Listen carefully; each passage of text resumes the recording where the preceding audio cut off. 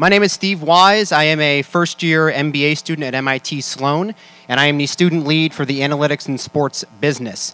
I have the honor of introducing our panelists this afternoon. We have Jared Smith from Ticketmaster, Jenny Storms from PepsiCo, Steve Phelps from NASCAR, Danielle Maggot from StubHub, and Chris Granger from the Sacramento Kings.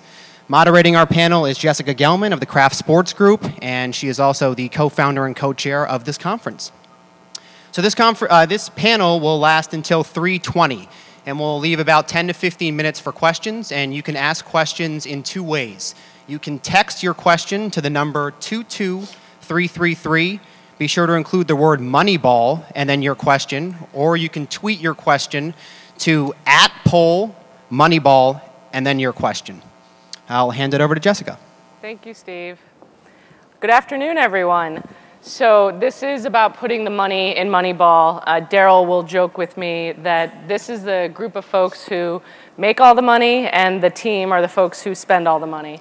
So we have I'm really excited about this group. We have team represented, we have partners and sponsors represented, and we also have league association with NASCAR. So I'm going to get started off. We're going to jump right into analytics. And Chris, we'll go with you first since you're sitting to my right.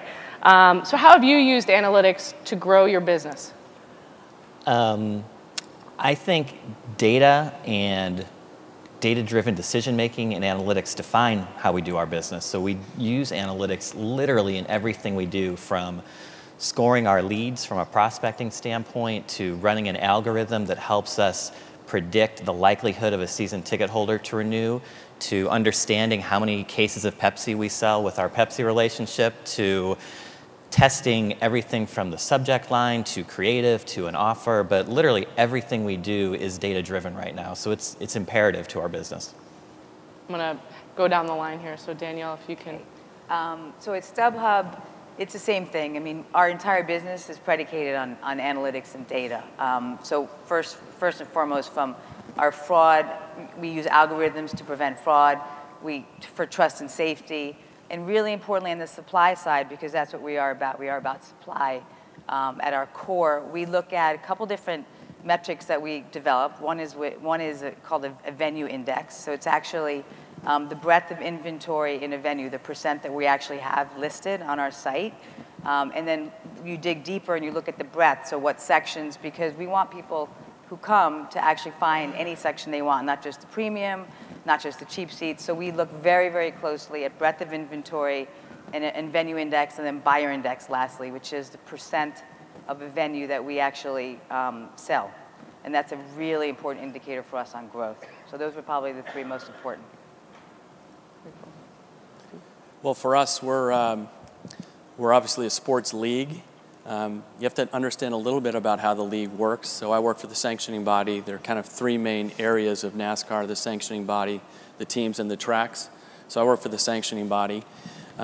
We look at analytics and data and the importance of that. It's really something that has evolved for us. Probably the biggest and best example of what we do with analytics now would be our relationship we have with HP and our development of something we call our Phantom Media Engagement Center. Essentially what it is, it allows us to understand the dialogue that's happening within our sport, not just from a social listening standpoint, but what's happening in traditional media, what's happening in digital, what's happening in broadcast. All that information is kind of scraped from the web in different places, and then a true dashboard of what's happening in our sport, which allows us to make decisions in real time. And it's really for our entire sport. It's not just for the sanctioning body. So we use it with our tracks, our teams, our drivers, our sponsor partners, our media partners, and we're able to react things that are happening, whether they're during the race or something that may happen midweek or even off season, to help drive decision making. So very important for us as a sport. Yeah, it's interesting. We've been talking about very much a consumer focus across the board, and obviously, Jenny, with PepsiCo, there's no bigger consumer focus. Absolutely. So I echo the rest of the panel that analytics and all the insights that analytics yield is driving our business forward in so many ways and shapes and forms. The example just that's very interesting within the world of sports, which I'm sure people are familiar with the story, is with Gatorade.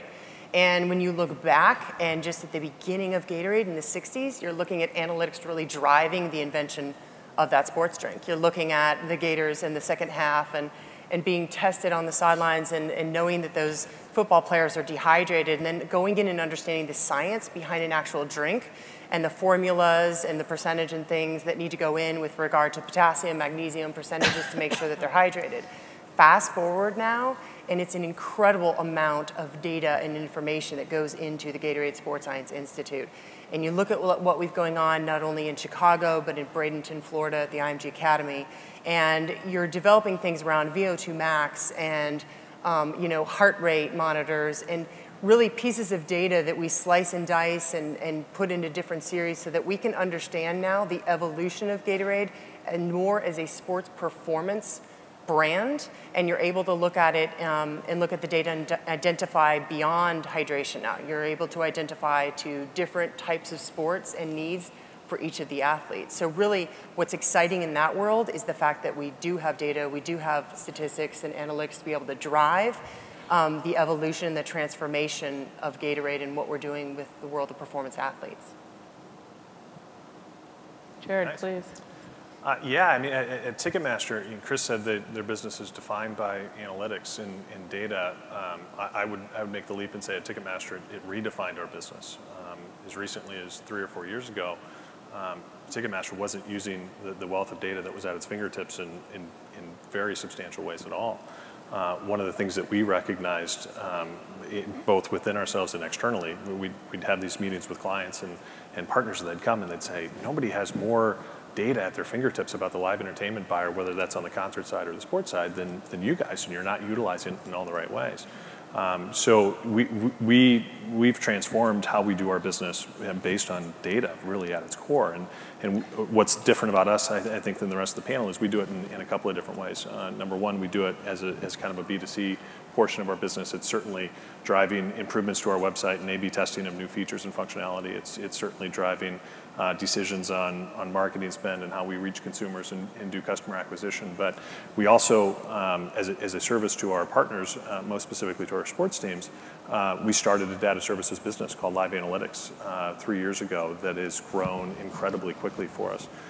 Started out with a handful of customers in kind of a beta environment 3 years ago, and as of today, we had 300 paying customers, consulting engagements using Live Analytics in some form or fashion in 2013. I think that group at this point has touched over half of the franchises in the 4 professional sports leagues at this point. So for us, it was taking the data that we already had and applying it in new and interesting ways, in ways that could help our own business from a B2C standpoint, but also power our partners in understanding some things that they might not have access to otherwise. So I think what's interesting, obviously we have the leaders in using analytics in business, and I think we might all agree that it's not as prevalent as it should be. So Jared, I'm actually going to kick back to you because you have a very unique perspective working across so many teams, and Danielle, I'm sure you can speak to it, and Chris, your prior experience at the NBA. But how prevalent is the use of analytics across leagues and teams and what you're seeing, and is it as prevalent as it should be? I think the answer is actually maybe surprisingly, maybe not, but yes.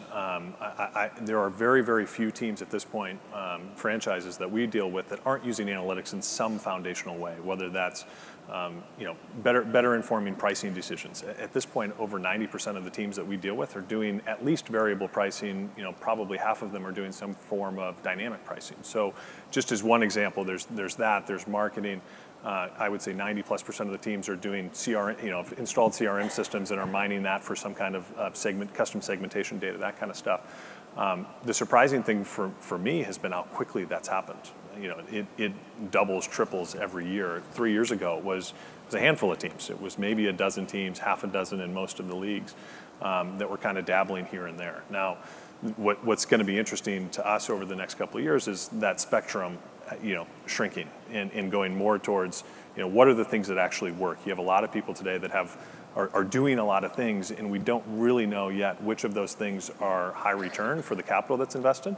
And you have teams that have built out complete analytic teams in-house, and really staffed it up and invested. And you have some teams that are completely outsourcing it. And I think the truth will be somewhere in the middle, and there will be more discussion around what are the things that the investment really really drives ticket sales, really helps us get more sponsorship revenue, really helps us with activation. And I think so to me, you're kind of turning the corner from, hey, we're all testing this, to what really works and what are the best practices. Please? Yeah, I'd love to add something. Can you guys hear me? Yeah, move it up a little. From my view, I think there's definitely more of a focus on analytics, but what I would say is that you can have all the analytics, but it's really in the execution and what you do with it. So as far as the ticket pricing and as far as the efforts on variable pricing, dynamic pricing, I think that a lot of teams and rights holders are definitely taking the data that they're getting and analyzing it and looking at it and evaluating it. But I'm not sure if there's ever going to be an honest appraisal of repricing a ticket, for instance, at what the market's saying it really should be. And so on the analytics side, it's really how you can execute against what you're finding out. What's your appetite for actually doing something with that? I think the data related to personalization and understanding fan needs, even before they know, is really where there's a huge opportunity. We do that a lot. We tend to look at trying to find pain points, right? We're using analysis to understand the pain points. And for us, it was in the payment. So it's groups going together. It actually formed the basis of a product called Go Together, which is how can people pay. That was a pain point, paying as a group, rather than having to collect money. But as far as pricing and ticketing, I think there's a lot of opportunity to actually take that data and execute better against it. And I think that, I'll actually open it up to the rest of you guys, but what is the unmet opportunity, or what's on the horizon of what we can do? Jenny, it looks like you have something to add well, here. I'll build off what Dan was talking about, just because I think just building on when you were saying pain points, I think I was looking at it even in the reverse of the people sitting up here today. We each own a consumer and maybe them within the digital space at a certain point in our lives. You own them, when they're coming to the track. You guys own them when they're purchasing and getting ready to go, watch their favorite, game, race, etc. You own them when they're in the stadium, and hopefully we own them when they're thinking about buying foods for their consumer experience, tailgating, at-home viewing, viewing parties, etc. And the question that's always been on my mind is, if we're going to really unlock the consumer experience in that space, we have to do it together, because collectively is where the puzzle comes together and we actually move the consumer experience forward. Otherwise, if you stay in the confines of the stadium and you stay in the confines of just the race environment, I think we're missing, obviously, their total experience. And we have a real opportunity, but the question is, how do we do that knowing that I have a company and certain levels of data that are protected and people that are protected, you have certain levels of data that are protected, but how do you create an unlock that really moves the consumer experience forward? And I'll only caveat that by saying, I don't bring it up by saying that I want to slap more logos on things. I bring it up by saying that I truly would like us to be part of enhancing the consumer's experience in the world of sports. Our brands are endemic to how they enjoy, watch at home, play, participate in sports, and we think there's a real value in being able to work together in order to just enhance the overall experience and make it easier, take those pain points out, etc. Yeah. Anyone else have something to add? Yeah, just yes, for us, the reason why I brought up how we're structured, you have to understand kind of who owns what. And the sharing of data and analytics is not something we have traditionally done as a sport. So we started this Phantom Media Engagement Center project about a year ago, and it was really crafted to help this broad industry. The difficulty is data itself was not being shared. And so we decided to let's take a holistic view of the sport. Let's not look at it as the sanctioning body and our relationship with our fan, or a racetrack and their relationship with someone who's going to their race, or a team and a fan club or a driver fan club. Let's see how we can look at this thing more holistically, and that's why we developed this particular modeling and analytics project that we did. And the results have been very good. It helps from a sponsor perspective. It helps drivers understand what it is they're doing that affects fan behavior, or at a track level, what things are working, what things are not working. And all those things can spin out if you're able to ask the right question. So for us, with this tool, we have to make sure that whatever the question is that we're asking the question properly, so then you're able to get the data that's necessary to move the decisions that you're going to make. Yeah, and I think you get, sorry, did you? I was going to add on to what Steve said. I mean, I talked about the live analytics, the data services businesses that we created. One of the wonderful things about our opportunity at Ticketmaster is being a little bit of a data co-op, right? Is understanding those trends. If you are a team, or maybe you have an arena or your sport, your data set is really kind of confined to what happens within your stadium. We have the opportunity to help our teams understand what's happening at a more of a macro level, both across their sport, some best practices, what's working in pricing maybe in the NHL that is applicable to the NBA, things like that. And for us, where it really gets interesting is, we talk about specialization in fan behavior. What are the over-indexing for certain types of concerts and their ability to want to buy a certain type of sport and vice versa.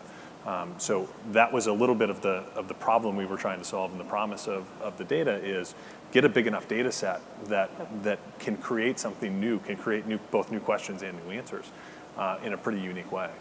Yeah, I think the question that, I mean, for all of us that we're dealing with is how do we get all the information in one spot? And so to that end, I also want to talk about the big challenges of creating an analytics-focused organization, whatever those challenges might be. And you know, I think, Chris, you've had such a role at the NBA in creating that, and maybe you can just provide a little bit of perspective on creating an analytics-focused organization. Where does it need to start from, and how does it build and grow over time? And I'm sure all of you guys can speak to that.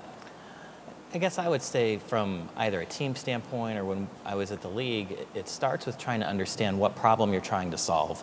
There's so much data out there across all the different aspects of our business, whether it's tickets or sponsorship or food and beverage or merchandise or broadcasting. There's just so much data that you have to figure out what you're trying to solve, and don't try to solve everything at once. So what's the first focus then? I think it depends on your situation. When we started the process at the NBA, we started on ticketing because ticketing makes up so much of the overall business, and there was so much available data from the secondary or from Ticketmaster. So we had an immediate good set of data, and we focused on that because that was the biggest piece. For us in Sacramento, we have good data in a variety of ways. So our big focus in Sacramento is on pulling all of the data together so we can see it in a real-time fashion. So I should be able to pull up on my phone at any point in time what's happening at concession stand number 4 and what's happening at concession stand number 9, and might we do something with pricing, might we do something with proximity beacons that allow us to move traffic flow within the arena on a more real-time basis. So for us, it's about real-time usage of the data right now because I think that's where our opportunity is.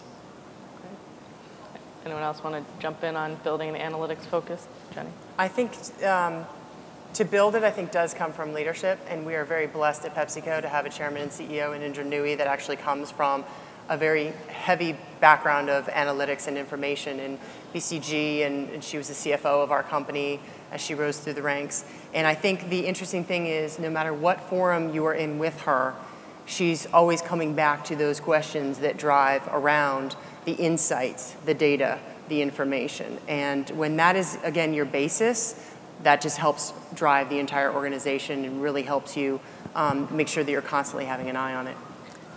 I would say the same thing from the NASCAR perspective. It really comes from Brian France, who's our chairman and CEO, and Brian's vision about, at least around this one project, there are other analytics and data-driven things that we do, but around this particular project really was around listening to the, kind of the tonality and the tenor and the volume of the conversation, in, both from a fan perspective as well as from a media perspective. And then it grew to something else. So the vision 4 or 5 years ago was one thing, and then as we're able to really look at the data that we're able to mine from a fan behavior standpoint, from a sponsor standpoint, that changed the dialogue, and it's really helped us as a sport, be more react to things more swiftly and create opportunities for us that maybe give me one good example of something that you've learned that you've applied. I think that like we're talking very theoretically. Like, give me a concrete example of it. Anyone here? I'll have one. I have one. Well, I was just going to add, as far as when it should permeate the whole organization, right? And so in our case, eBay is our parent company. We are an e-commerce company at our heart that services the market defined by fans. But that's at our heart, we're e-commerce. And so coming from eBay, every department is focused on analytics. And so I'll give you an example. You know, we look at, let's just say we look at the breadth of inventory, right? We look at exactly what sections are listed, and we'll see what's missing. You know, and we'll make sure that we focus resources on, if there's no upper decks, we'll make sure we focus resources on getting upper decks. Yeah. This is a real-time, very specific example, but I could, you know, list 10 like that. And it has to be in real time, otherwise it's just not relevant. Otherwise the opportunity passes. And the customer comes, doesn't convert, and will never come back. So from an inventory perspective, you have to be very clear, and it should permeate the whole organization at this point. Please. Steve? I mean, we have, you know, dozens of examples, not just from the Fan and Media Engagement Center, but other things we do. For us, it's about having our fans understand where we're going as a sport and listening to what they have to say. So we have what we call a fan panel. It's 12,000 of our most avid fans who we interact with on a regular basis. And we've actually had decisions on the racetrack that have been made from a competition standpoint that are driven from the fans. So I'll give you an example. We had a race car that our fans were not really interested in. They didn't think it looked like a NASCAR. They thought it should look like something else, have more OEM branding, look more like the car in the garage. And so we worked hard to go ahead and do that. One of the pieces we did before we did a total redesign of the vehicle, the old car had a wing on it, and the fans believed the car should have a spoiler on it. That's what a NASCAR car should have, a spoiler.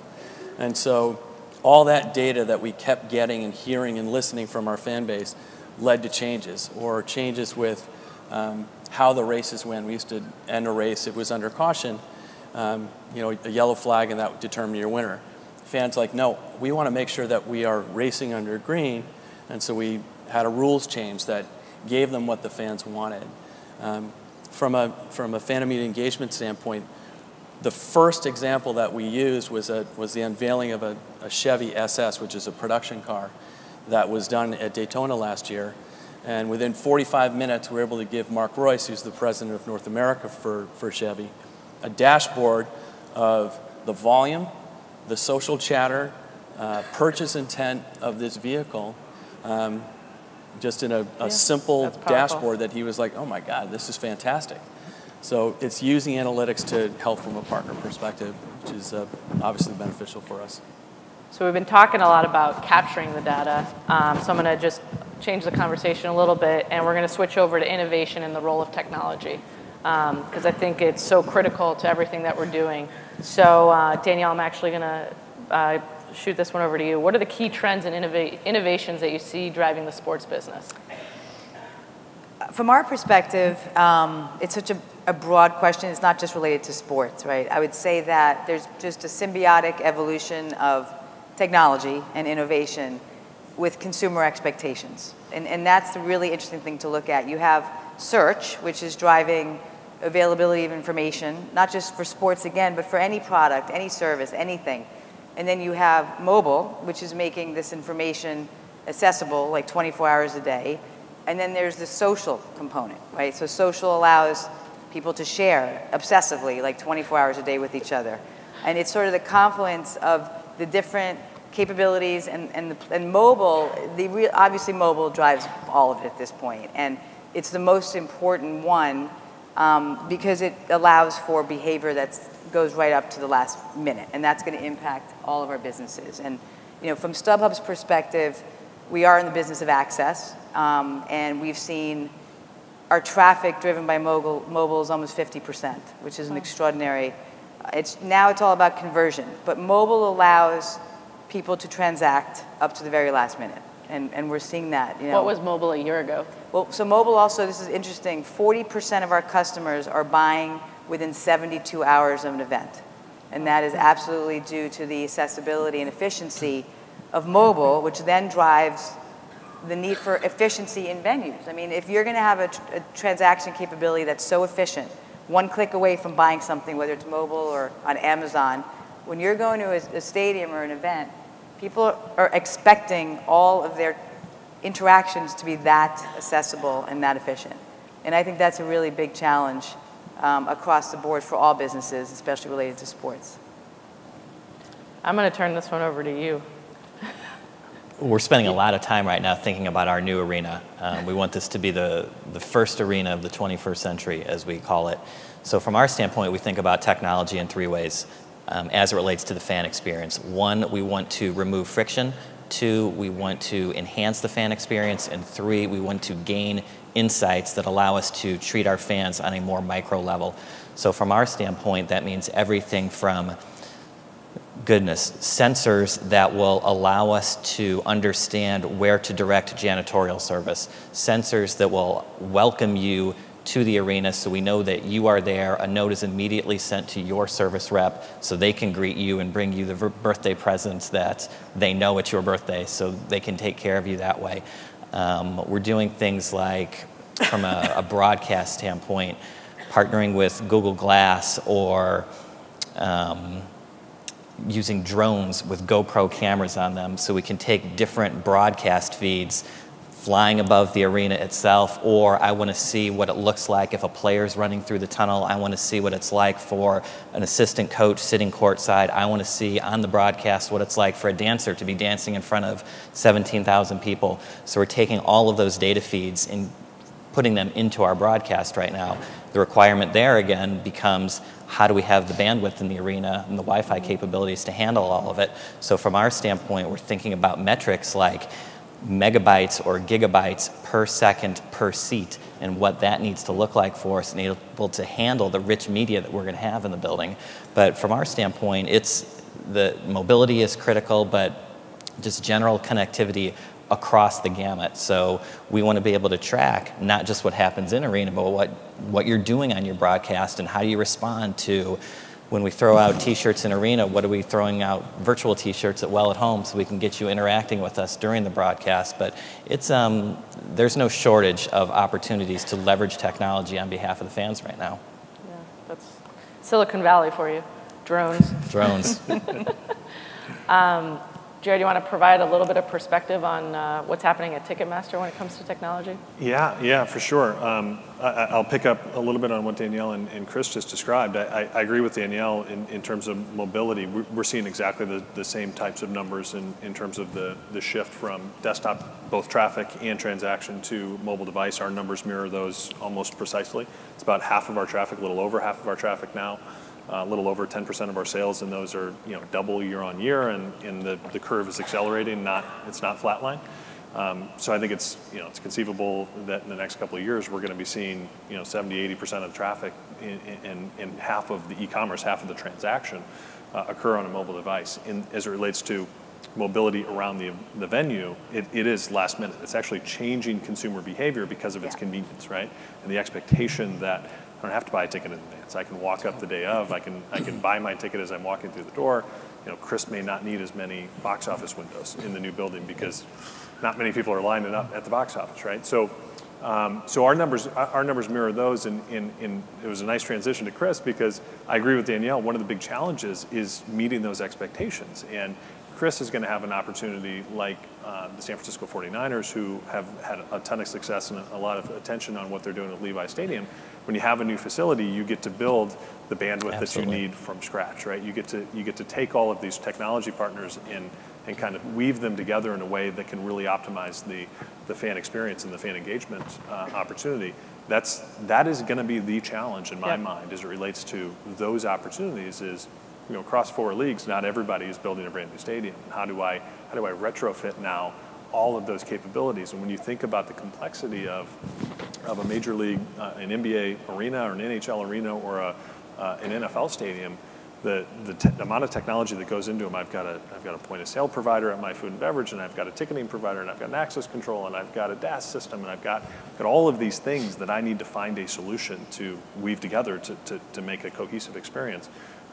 It's one of the reasons we started a certified developer network, and everybody at this point is trying to figure out a way to have an open system so they can plug into some of those solutions and make it easier on the teams to do that. But I think that the rate of that acceleration in terms of solutions will advance as well. So I think as it relates to the in-arena experience, that's definitely something that every team aspires to at this point, is to take advantage of technology to enhance that in some way, and it'll be interesting to watch how that develops.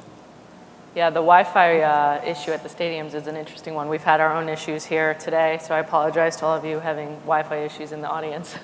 All right, well, I think that's great. If anyone has anything else to add, otherwise I'm going to move over to sponsorship.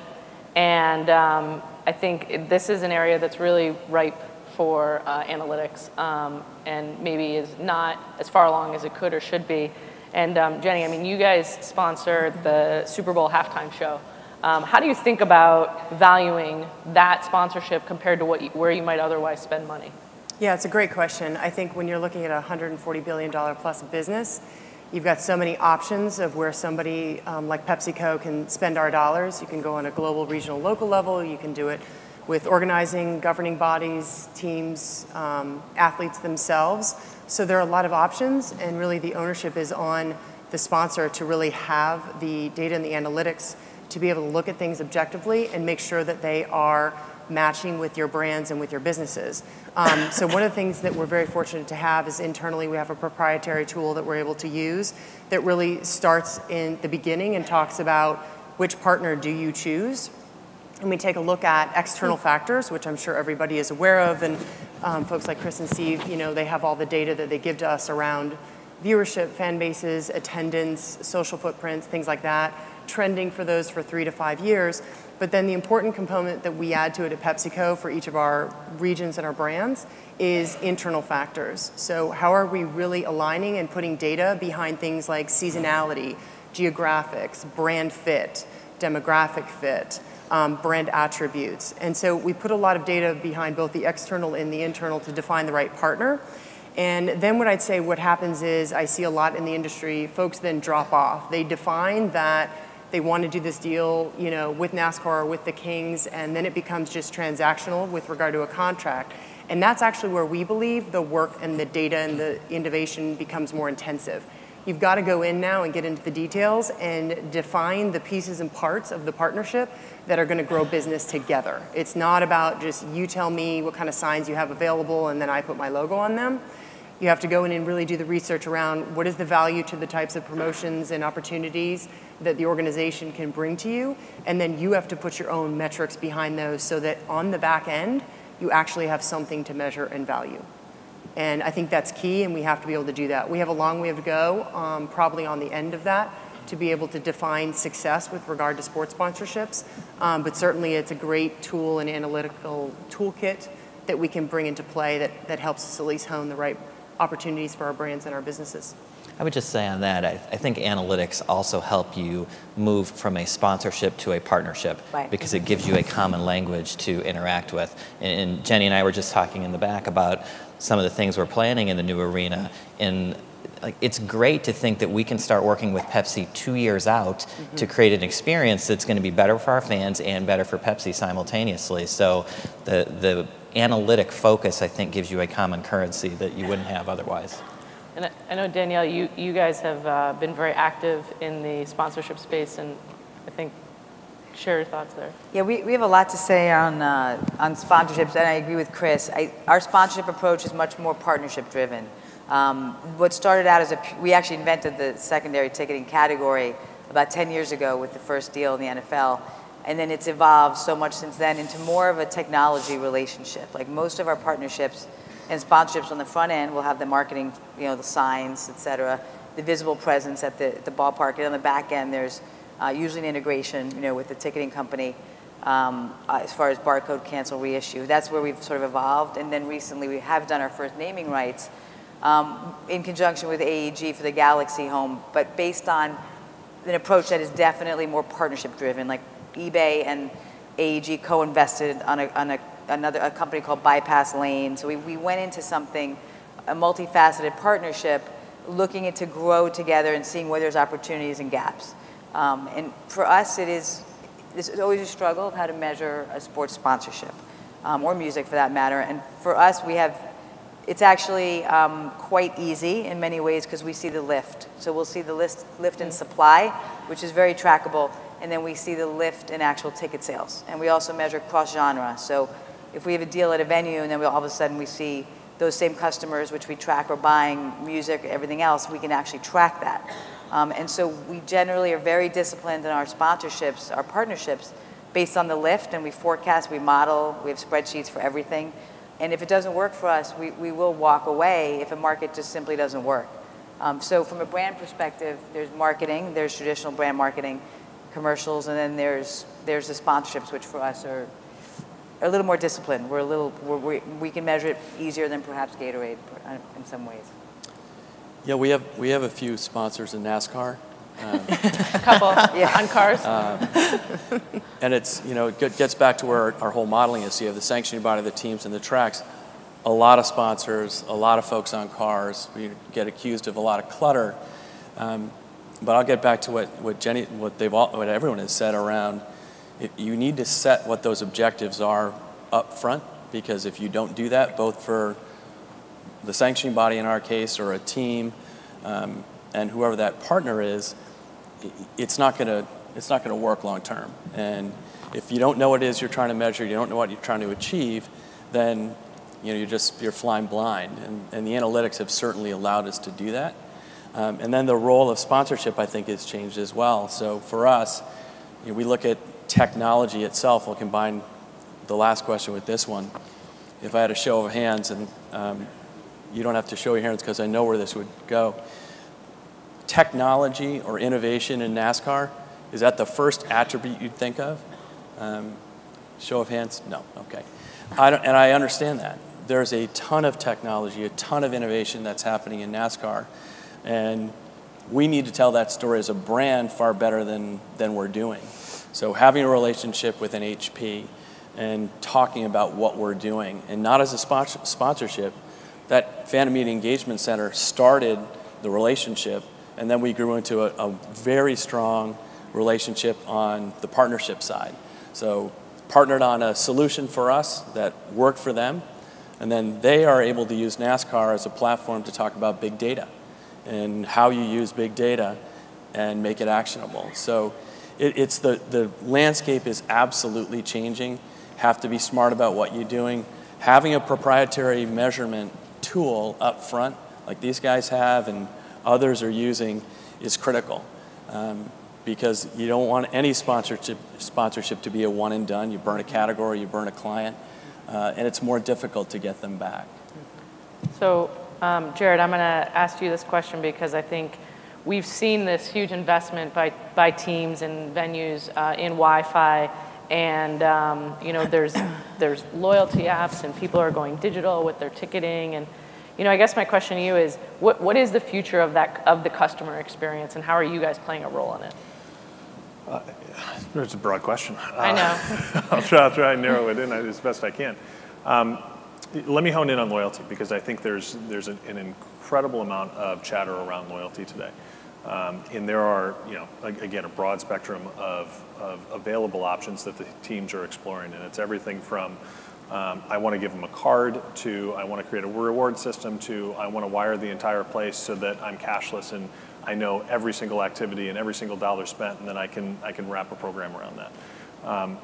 We're working with a variety of different companies, and everything from access control partnerships to data and points aggregation and systems in that way. And I think the book is yet to be written on which of those things are actually needle movers and which are really effective. What I know is that, from our perspective, based on the research that we do with teams and with fans, is that two things seem to be really important to fans. Number one is the things that they value most are the things that are most exclusive, right? They value experiences. They value the ability to have my kid come down and be a ball kid for the game, or the meet and greet with the team. Those are the types of things that really, really drive value, perceived value, in a season ticket holder package or whatever. So that's number one. And number two, they value flexibility. And I think we'll talk a little bit about the secondary ticket market, but and we talked about it last year on the panel that I was doing, but I'm a big believer that the ballyhoo around the death of the season ticket is a little bit premature. That I think the teams like, Chris did a bunch of work when he was at the NBA with teams to create and respond to that with more creative packaging, more creative value creation in ways that have given fans more flexibility to be able to do that. So the marriage of those two things, more flexibility with more exclusive content, is really driving some success. And I think the NBA is a great example. Their season ticket numbers, full season tickets this year, is is it a record, Chris? Highest ever, yeah. Best ever. So I think there are solutions in those sets of, and those combination of tools that are going to be really, really interesting. So I think that's a trend definitely to watch. In terms of fan engagement, I think what most of the teams and most of the suppliers like Ticketmaster are trying to figure out is we want to know who's in the menu, right? That's the biggest problem that we have right now is we still sell one order of 3 tickets and we know who bought and we very rarely know the names of the other 2 people.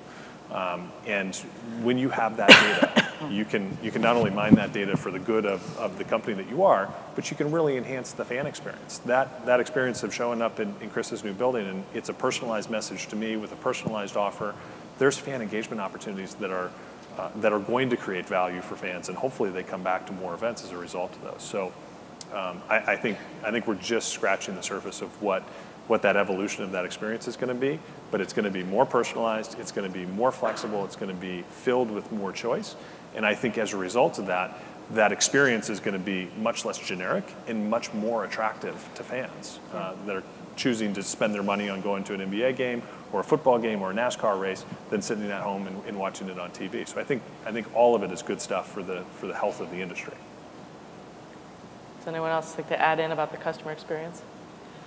I would just say, to my earlier point on consumer expectations rising, I think you need to keep in mind what consumers really want and what their expectations are. You need to keep them engaged, and I think that's the challenge. There's a lot of distractions. You need to focus on the customer journey, per Jenny's point. Like all of our companies, I mean, there's a journey. There's pre-event, there's what are people doing at the event, what are they drinking, what are they eating, what are they buying. To your point about personalization, it's extremely important. I think then post-event. Like I think a lot of companies, yours and mine especially, are focused on behavior post-event, the sharing aspect, the recommendation for other events after that. And I just think it goes back to getting the person out off their couch, off their great TV experience, which is becoming better every day, and into the building. And what is it going to take? What other things can you add to the pie, per Jared's point about exclusive? We added transportation for our Super Bowl experience.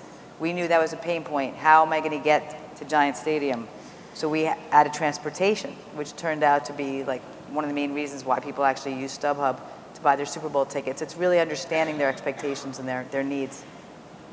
From our standpoint, most team apps just push out content. Here's cool video, here are the stats, here's whatever, here's a player profile. From our standpoint, we want the app to capture how you live your life, capture all the behaviors you do in and around our team. So from our app standpoint, we can capture, are you forwarding your tickets to someone else? We can capture, are you upgrading your tickets? Are you ordering merchandise? What are you doing with food and beverage? What are you doing on Twitter or Facebook? What are you doing on the broadcast? So we're trying to have our app not just be a pushing out mechanism, but a mechanism with us to capture how people are behaving. And then once we understand sort of the full circle of their behavior in and around our team, it then allows us to target people differently and to give really micro-level treatment to our fans, which in a small market, we feel like we can't lose anyone. We can't burn a company, we can't burn a fan. Everybody is critical and everybody has to be maintained in the system. So we need to be perfect, which is why the data capture for us across everything people do as it relates to interacting with us is critical for us right now, because then it'll allow us to treat people differently and in a way that is very meaningful, hopefully, to them. Perfect is it's a big ask. So I have a bunch of questions from the audience that I'm going to divvy out to you guys. Jenny, you're actually the first one up here. Okay. What is the role of analytics in determining the effectiveness of specific marketing campaigns, specifically the PepsiCo Uncle Drew commercial? Say it again. The Uncle Drew commercial? Oh, the Uncle Drew, the Pepsi Max commercial. Yes. So I think it goes back to, again, what somebody had mentioned on, it might have been Chris saying, or actually Steve saying, it goes back to your business objectives at the beginning of what you're doing within the world of marketing and that campaign, right? So if you are in a situation where you might be trying to generate some more buzz or some more awareness around this brand, then you're talking about trying to drive something that's surprise and delight, or something using awareness vehicles such as signage, television commercials, et cetera. If you move that fast forward to something like a master brand Pepsi, it's what Jess was just talking about with the Pepsi Super Bowl halftime show. The analytics behind that and success are very different than something with an Uncle Drew in a viral video. So the idea behind Uncle Drew was that surprise and delight, try to get people talking about Pepsi Max and try to connecting it not only to Kyrie, but also connecting it to basketball and people's passion point within sports and getting that name and recognition out there. Obviously, what comes out of that and the fact that it was a hit and it was viral leads us to the opportunity then to move forward to something we were talking about in the room prior, which was, if anyone's seen it yet, the Jeff Gordon commercial that just came out, which was the viral video that was his test drive, sort of number 2 in the cab, which if you haven't seen it, please watch it because it's pretty hysterical. Fast forward that to brand Pepsi and this halftime show, right? So now you're talking about a master brand campaign with a lot of different tentacles, not only major advertising on Super Bowl itself with the 15-second lead-in, but you're also talking about the show itself and us doing things in-store with volume and cans and promotions. Just a quick stat so you know, we feel like that Super Bowl halftime show sponsorship was not only at the brand equity level, but it was also at a very big, driving other parts of the business. Because when you look at it, Pepsi was integrated as part of the show. It wasn't a sponsorship. And that is one of the telltale signs of that was it was a 12.5-minute halftime show. There were 22 million tweets. A quarter of those tweets were actually included Pepsi. And well, something just fell in the room. But that was my emphatic boom to the quarter of them included Pepsi. Great stat. I know, it was important to bring up the boom with it. But I think when you look at stats like those, we go in deeper though, because there was a whole volume driving initiative there with in-store, POS displays in-store, front aisle end displays, et cetera. So we're able to go in and track cans, volume, and share. But again, going back to kind of the question is, it's really all about the objectives and what you're trying to measure up front. Are you measuring equity? Are you measuring just the awareness and trying to get the name out there? Or are you getting down to the nitty gritty of pounds on the floor for Frito-Lay products, volume and share for our beverages? And it just kind of plays in with the marketing tactics that you have going on and then how you're going to evaluate them. Great, thank you. So this is we have a couple of ticketing specific questions. So this one is, how close are we to perfect pricing, and is there such a thing? I'll let Did somebody say I'll answer that? Yes. I can add to it, my perspective. I always have perspective on that. We're not that close, is the honest answer, but we're getting better every day. Last year, we had 100 clients on our Price Master product, which is our dynamic pricing engine, that were dynamically pricing. We dynamically priced, over 4 million tickets last year, which is, almost triple the year prior. So every year, as I stated earlier, 90% of the teams at this point are doing some form or fashion of variable pricing. Over 50% of the teams are doing some form of dynamic pricing. So I think that will continue to go. We launched a new product this year in the secondary ticketing market called Ticketmaster Plus, which for us will be a huge driver back into pricing efficiency through transparency. So for the first time, we took what were previously very separate markets, a primary market. I'd go to Ticketmaster and buy a primary ticket, and I might go to the NFL Ticket Exchange or StubHub and buy a secondary market ticket. Increasingly, that line is blurred for the fan. They don't care, right? They've got $100 to go to the game tonight. What is the best seat I can get for $100? If it's safe and it's what it's going to cost me, it's the best seat, I'm going to go. It doesn't matter where I'm going to buy that seat. So that the fan had blurred that line, and we wanted to create an opportunity for them to see both of those markets in a single place. So we did that, which was a pretty significant shift in the mind share of our clients to say, hey, you may still have primary tickets available. We actually want to take the secondary tickets that are available and put them right there on the screen next to those primary tickets. So not without a little bit of controversy, but the psychology of what we thought was going to happen is indeed what has happened, which is You put, you build a better store that has more selection, and fans are going to more likely to come to that store. And when they price compare, that transparency is more likely going to enable them to buy something, whether that's primary or secondary. You're going to increase conversion overall, and that's exactly what we've seen. And in fact, we've seen actually 200 to 300% growth in primary sales after we put secondary sales on the same page. Most of that is driven by price. The transparency of having face value tickets right next to secondary tickets drives sales of the primary tickets, which parenthetically happen to be lower for the highest demand events, right? So that transparency in understanding, here's a face value, the actual face value, here's what the market is going to bear. I can see all of that data in a single place. It's actually driving primary ticketing prices up and secondary ticketing prices a little bit down, and they'll meet in the middle someplace. It'll be higher on average than it is today, and it will take a long time to get there. But you see the interplay of how the secondary market is actually improving the stakeholder, the owner of that ticket in the primary, their ability to price accurately and get rid of some inventory. Oh, well, let Danielle. Sure. I have a much shorter answer, which is, my answer is that perfect pricing is what the market will bear, is what the market says the price. In a perfect model, perfect pricing is what the market says that commodity is worth. Now that's oftentimes, there's a tension oftentimes between what the market says it's worth and what the rights holder says it's worth. So I think access to all primary, secondary is a great start.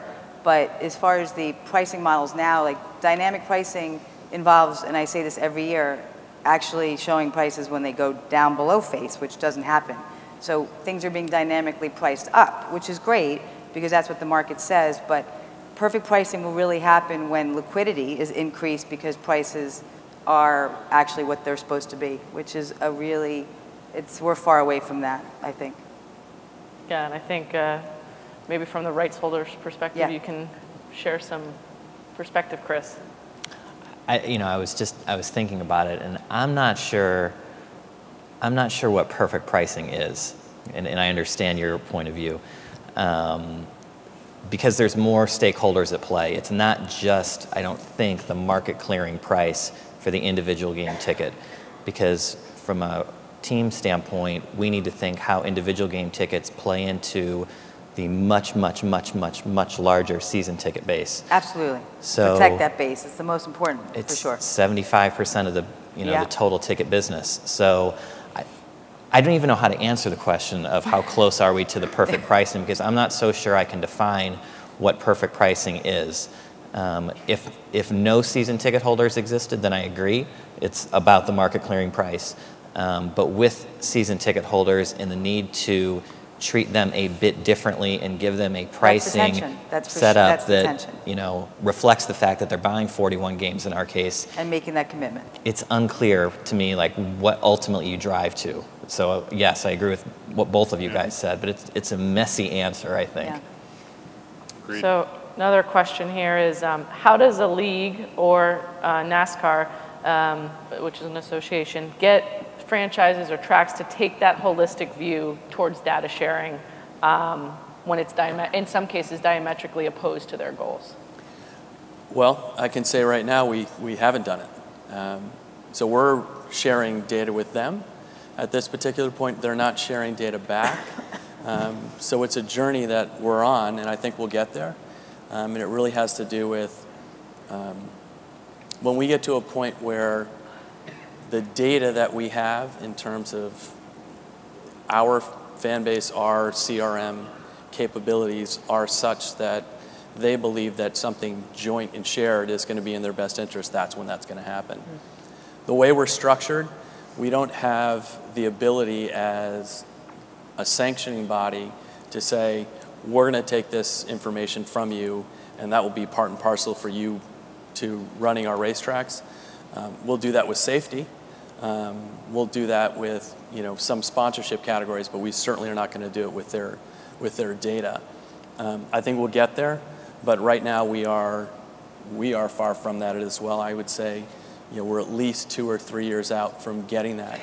Now the sport will be better off for it because the whole thing is about trying to create better fan engagement, better fan experience, touch them in different ways, whether you're talking about selling them a ticket or creating a better at-track experience, which is a very important thing for us as a sport. Chris, you have to. I was from, and obviously I'm biased towards the NBA, but I think the NBA teams on the business side do a fantastic job of sharing, and they share everything. All expense data is shared, marketing data is shared, ticket sales data is shared, and there's just a great community among the NBA teams from a sharing standpoint.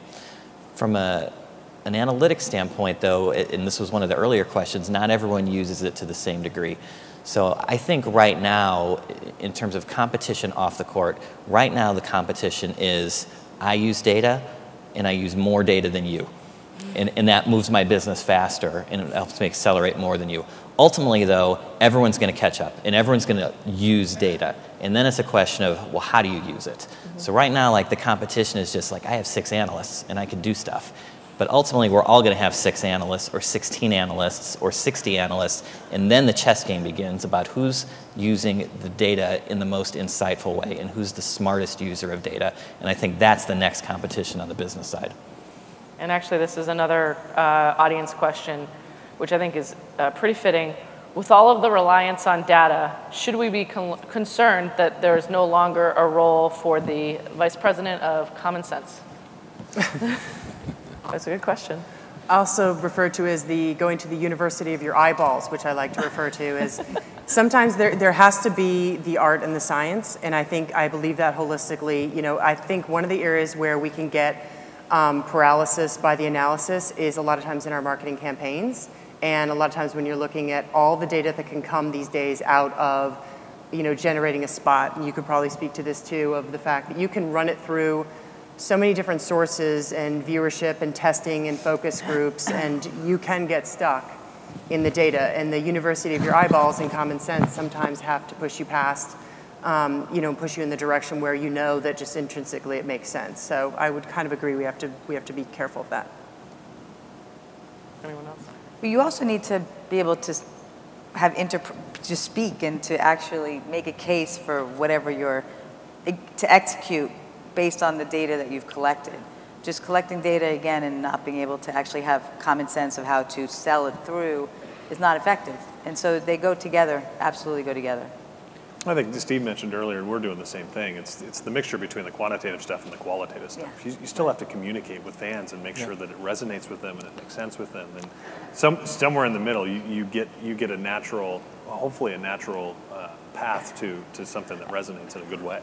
And it's fun. At the end of the day, this is still sports. Right. And we use drones not because the data tells us to, but because it's effing cool to have drones flying around. It's just fun, and the fans love it, and the broadcast is cool when you do it, but that has nothing to do with data. So I totally agree. Like, it's all works together. You used a fake swear. I love it. That's what I do. So this will be our last question. I think we've talked about it a few times, but we have more and more consumers who are watching the sporting events from home with the second screen. And the question here is, how have you addressed this issue from a consumer offering perspective? Because I think all of us are in the business of getting people to come to an event. So, Chris? I would say, and the NBA people in the room know the stat, 100% of NBA fans under 35 watch an NBA game with a second screen. 100%. So we are incredibly focused, and again, it goes back to the drones and the Google Glass and the things like that. We're trying to create unique content for that second screen experience. So whether it's advanced analytics and some of the things we do with SportView to give that to the fans who are hardcore data-minded stats-oriented fans, or whether it's just the insider experience from a broadcast standpoint, we're constantly focused on what can we deliver to the second screen that enhances the first screen experience and makes people want to watch the game more so than they would otherwise without the second screen. So it's something we are constantly pushing the edges of, and it really matters, especially to our younger fans. Well, for us, getting someone to go to a race is incredibly important for us because it's trial for us. Once they go, because a lot of people don't really understand the NASCAR experience until you're there. It's very sensory. So it's incredible trial and a great return for us if we can get people to go.